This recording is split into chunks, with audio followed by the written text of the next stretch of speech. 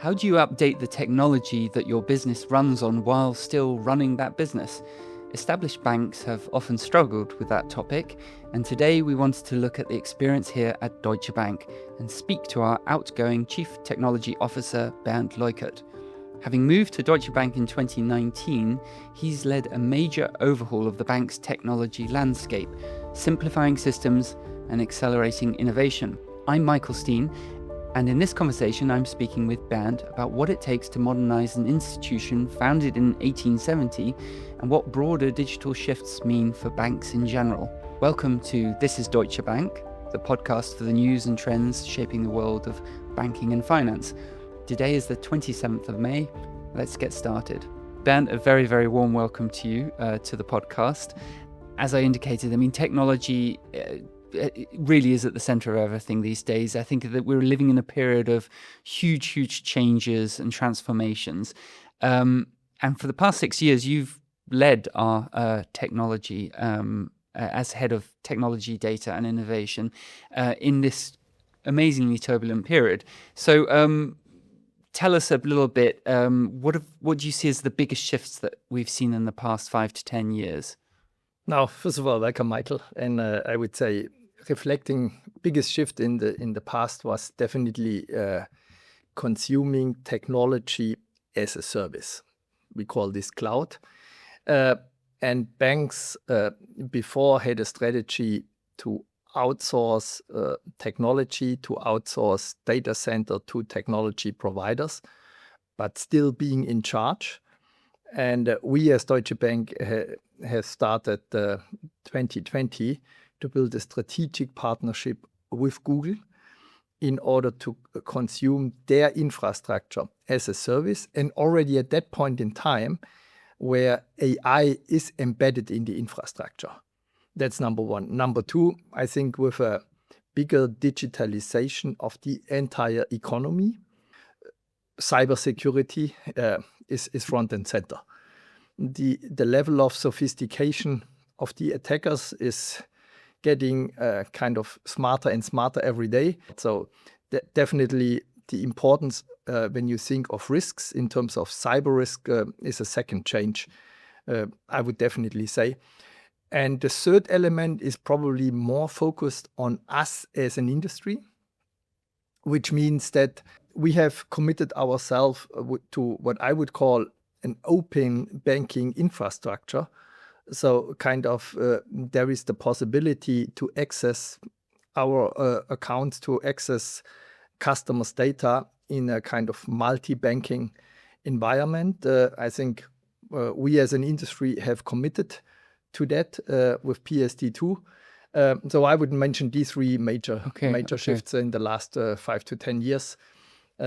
Now, of course, AI is coming. Yeah, and we'll come back to that. Yeah. Maybe just on PSD2, that's the technology that sits behind the thing that allows you to, as a retail customer, to access your bank information from other software, other apps, that kind of thing. That's the idea behind it, that kind of we as an industry are committing that we have a technology platform which is, of course, accessible for us, for our opportunity to offer products and services, but as well for fintechs, as well for other banks. So as the data itself is the customer's data, where we have the privilege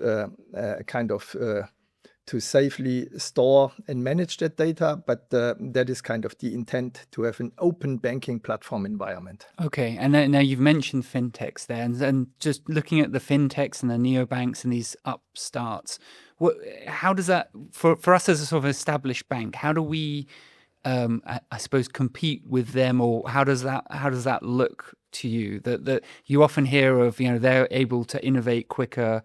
They often have new features and apps. For an established player, it's much more complicated. But I guess part of what you're also saying is that shift in the kind of underlying infrastructure then changes the way that we, as even a bank established in 1870, can address clients. Is that more or less right? Yes, and Michael, I would say there is sometimes in the press, in the media, often this established traditional banks versus or against fintechs. And I do not see it as a one against the other. I would rather say if there is the intent to work together, if there is complementary capabilities, and they might innovate in one or the other area faster, they struggle to have the access to millions of customers, which we as a traditional banks have our strengths. You mentioned more than 150 years of history. We have more than 19 million customers, which is a huge asset. So if we can combine forces, I think that is the winning strategy going forward. Okay. Now, you spent your career in the tech sector, and you in fact joined Deutsche Bank from one of Germany's biggest tech companies, SAP. Looking back to when you started, what was it like when you arrived, and how did you see it? I mean, I guess to put it positively, there was a lot of opportunity to change things. Yes, I mean, coming from the tech industry into the financial service industry, indeed offered a lot of opportunities, and my conviction call was at that point in time, and still is today, that the future of financial services is technology driven. And what we discussed already at the beginning is the bank had a strategy which they called outsourcing, resulting in dependency on external vendors. And I would say that works as long as you want to manage that outsourced process and tune it. The moment you have the intent to transform the bank, then you are dependent on these external vendors, and often kind of results in lack of internal skills and competencies. Therefore, one of the first opportunities I figured out is we need to have the domain expertise of technology with skills and competency in-house. And therefore, I established a program called Engineering Culture. Second is we had, I would say, on the headline, a cloud strategy, but in reality, it was an extended outsourcing. So the bank was still under the assumption that the bank must control and manage everything, even to the data center, to the technology and infrastructure in these outsourced data centers. While that's a good intent, I think we are very strong. We are the biggest bank in Germany. We are on the path to become a European champion. But do we then as well need to have the best people managing a data center? I would make a question mark here. And therefore saying, give the trust to these technology companies and consume their service. So that was a second big opportunity. And that resulted in that in terms of a ratio where we had 20 to 30% internal Deutsche Bank employees in project and 70 to 80% externals, I turned around the ratio. I see. Third opportunity is, which I saw, we have dedicated business segments, and you know these business segments. However, we have developed technology within each of these businesses, leading often to redundancy, and with the redundancy to complexity. I see. Because different businesses were in parallel doing similar-ish things. Same things. Yeah. And what I have established now is under the label of simplicity, establishing an in-house digital platform where dedicated services are built once. So I established even the concept of one, but these services can be consumed by any business, leading to a significant reduction in technology spend, but as well to a more robust and resilient technology infrastructure. Because sometimes in technology, there is a little hiccup. If you have to fix the hiccup once, it's fixed for the entire bank. If you have this 2, 3, 4 times incorporated and implemented, then you have to fix it 2, 3, 4 times in the bank. So that is as well giving huge benefits in terms of resilience and quality of service. I see. Okay. Now, you mentioned already, we talked about how you decided, let's get much more technologists in the bank and changing that proportion of people who really know how to, I guess, code and engineer, in your words, on the one hand, and on the other hand saying, okay, but actually in terms of, the data center, there are other people who are going to do that, and we're going to trust them to bring that. And a big part of that was this partnership with Google, partly in terms of moving to the cloud. And I think we've moved several hundred of our applications to the cloud. So maybe just if you talk a bit about that, and also it would be interesting to know why Google was the preferred provider there. No, very, very important. And first of all, I want to stress that it all started with the strategy. Mm-hmm. We laid out a clear IT technology strategy, and supporting the strategy were dedicated architecture and data principles. Why was this important? If you are aligned on the strategy and the path forward, and if you are aligned on the architecture principles, then it's easier to have a debate for transformation and change. While if you immediately start with dedicated financial services, whether this is an FX service, whether this is a mobile banking service, then kind of naturally people love what they do every day. They are dedicated, they are committed. And then if you find redundant, call it mobile application to pick one example, everybody is kind of fallen in love with his app and agreeing on what is the one Deutsche Bank application that we use for mobile banking across the entire franchise might be a more difficult conversation. But if you have agreed on this strategy, then it's easier to apply the principles and test against these principles. So that was kind of step one. Second is what I mentioned before, engineering excellence. That was resonating well with the organization, because the organization felt we define our own destiny. We have internal, competent, skilled software engineers that are able to translate financial service requirements into leading edge solutions versus just managing external implementation partners. And kind of that almost resulted in a boost in energy and in enthusiasm. Third is you need to be humble and say, we need a strong partner. And a partner that helps you in good days, a partner that helps you in bad days. A partner that is as well enabling you to have this, what I call world-class leading software engineers. And we did kind of a fair evaluation of the market. Of course, and you asked for Google, why Google? We evaluated technology capabilities of the partner. And Google is one of the leading edge partners globally. There have been a few others, which I would say, from a technology perspective, are kind of on par. But what was Google committing to us is helping us to bring our people on the level of Google. So this kind of working together in projects, enabling our people to learn from the Googlers made a big difference. Third is, and that is I would almost say a cultural learning from Google, but I would say from big successful technology companies. These companies have architecture principles and they have a platform.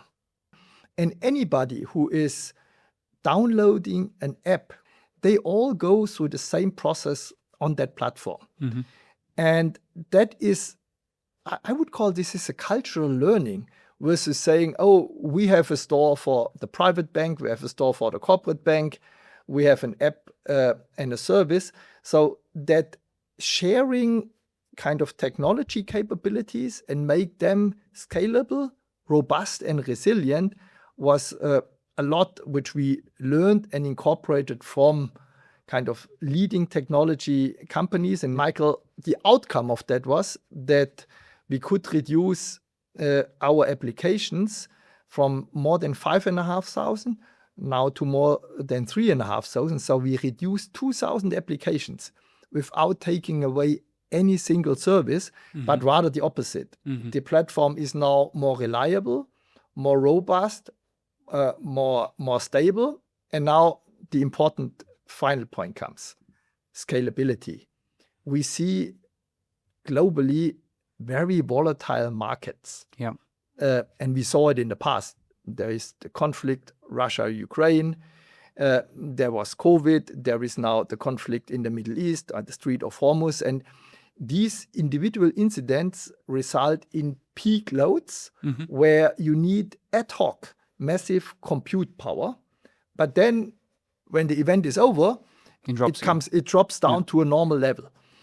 And think of having a partner that is providing you ad hoc that compute and storage power, but as well releasing you from these costs if you do not need it anymore, is a big difference. And in the past, when we had our own data centers outsourced to partners, we had to manage capacity. And then, of course, you can always buy capacity, but then it's idling if you don't need it. So, and these were criteria which Google perfectly met. And I have to stress it again, despite I have said it before, they at that point in time already in 2020 had superior artificial intelligence capabilities incorporated into their platform, and not like other technology companies set it next to their core platform.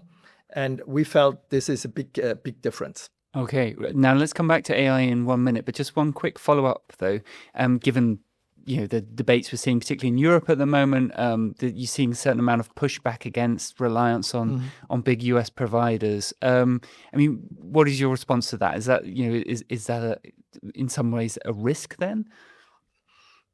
First of all, always every company, every country, every region, the European Union always have the desire to have maximum sovereignty. So being able to act independent of others.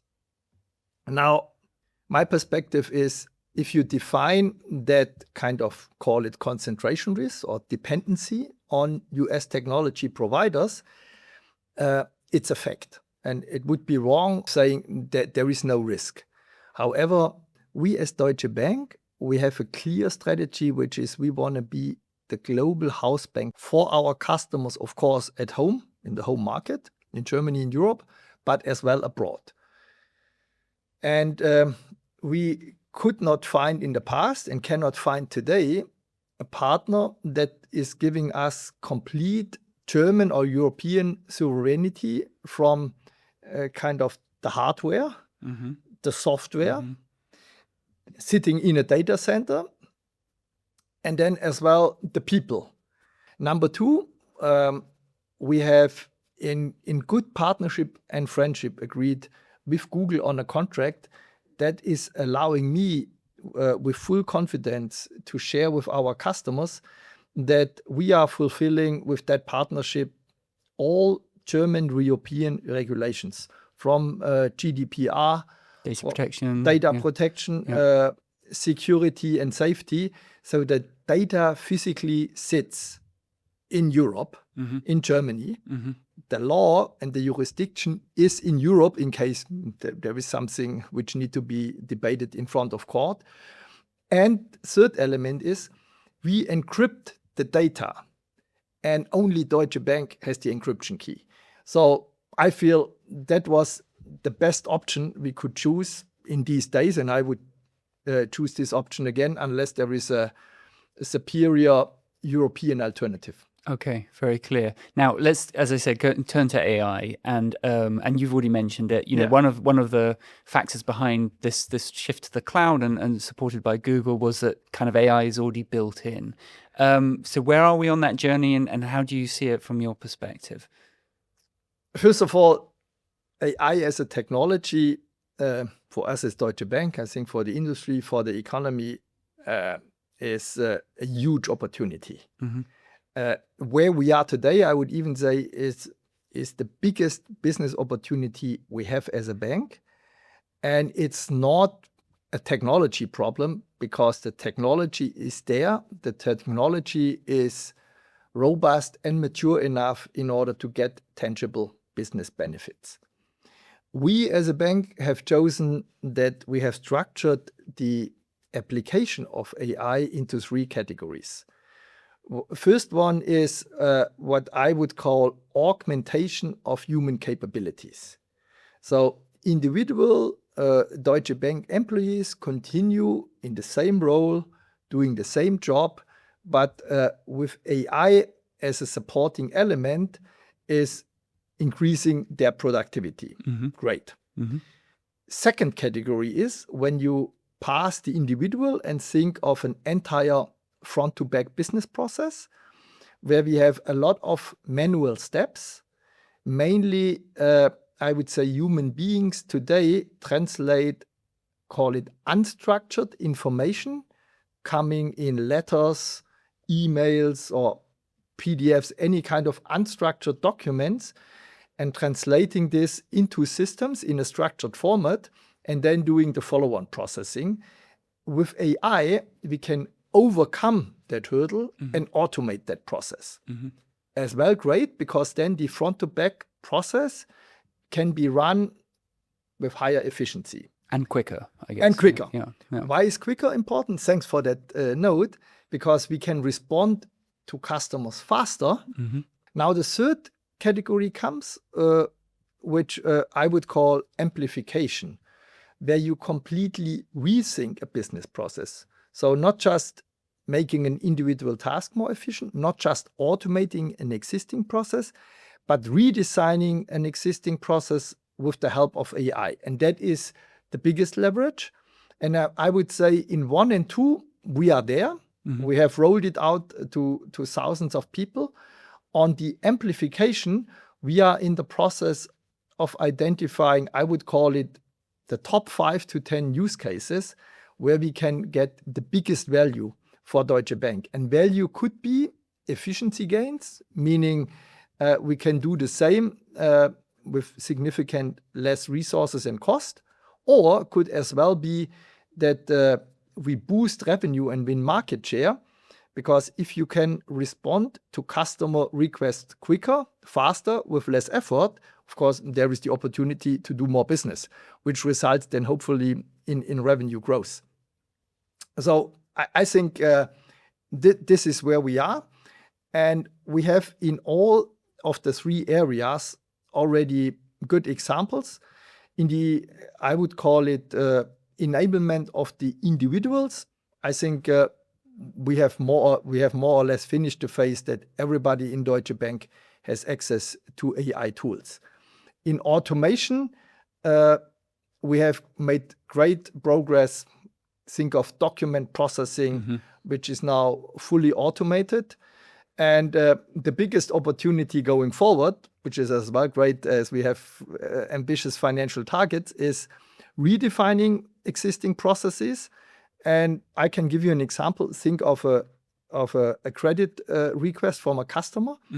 If we can now process that credit request much faster with the help of AI, giving us all the information which we have internally on that customer, but which is potentially available somewhere on public information, incorporate this into a credit scoring and therefore a credit decision process, and do this fast. Response to the customer. A colleague of mine once said, then we might stop kind of motivating customers to shop somewhere else, because they get the answer from us very fast. And this is just one example of many which we have in the pipeline. Fantastic. Maybe a quick word on the shadow side. I suppose you've mentioned it already. Cybersecurity is a big part of your job and something you worry about a lot. AI is obviously turbocharging cybersecurity risks. There's been all the news in the last weeks about the Anthropic's Mythos model, but it's just I think it's more about the question of when cybersecurity criminals start using AI, what's the response to that? I would say AI has enabled, first of all, the society has enabled individuals not just to get access to information, which is great, that kind of information was seen as a privilege to dedicated people, and with information and knowledge, you have a superior advantage. But AI has made the second step to use that knowledge and apply it without having the skills and the competency. Now, what does it mean for cyber? For cyber, it means AI can identify vulnerabilities in existing technology solutions, and as well, and that is the positive side, giving the opportunity for an engineer or for a technology organization or for a corporation like Deutsche Bank to fix it. That's positive. You do not need highly educated people if AI gives you the solution already. The downside of that is that if you know how to fix something, you as well know how to exploit that vulnerability. And in the past, there was a necessity that you would need high competent security and technology expert to exploit that vulnerability. If now an AI agent is doing it for you, then you can potentially get access to data, to infrastructure, to critical infrastructure in the economy, in the state, without being an expert. And that is the risk. So what we have seen in the past already, that there is a race between protecting the franchise and attacking, will continue with AI. What does it mean for us as a bank? It means that the time from identifying a vulnerability until we fix it must get down in order to kind of not allow potential attackers to use a vulnerability. The second, I would say, trend which I am foreseeing is not yet there, but I see this coming, that software and hardware have a dedicated life cycle. And as with traditional physical components as well, the software components will have an end of life. And that end of life date in the past was often extended by technology providers with extended maintenance and customer-specific maintenance, which requires that these technology providers keep the knowledge of the original software code for many years, sometimes a decade or even longer. And that time might shrink as these organizations might not have the people with the competency and the knowledge anymore.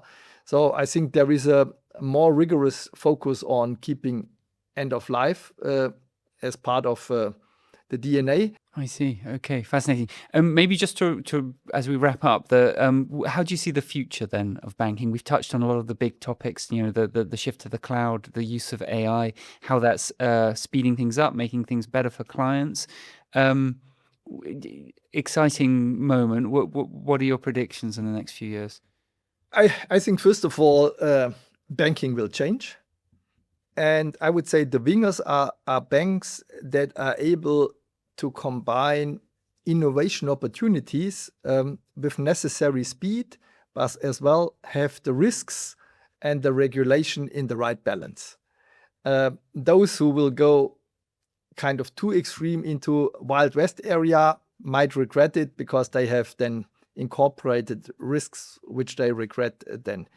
Second, I would say technology in banking is no longer a question if, it is rather a question how, and the phase of experimentation and evaluation is over. Banks will need to have a stable technology platform in order to respond to external factors fast, but as well in order to have a superior customer experience.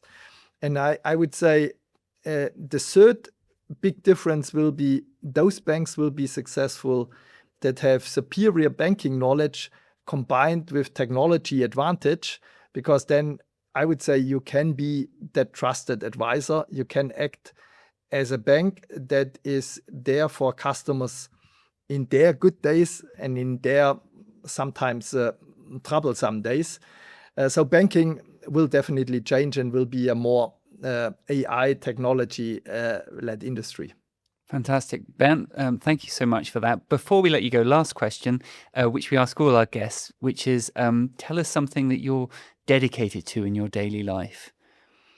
Yeah, Michael, we talked a lot about technology, but at the end, I'm totally dedicated to people, because at the end, people make the difference. And kind of the team always wins against the individual superstar.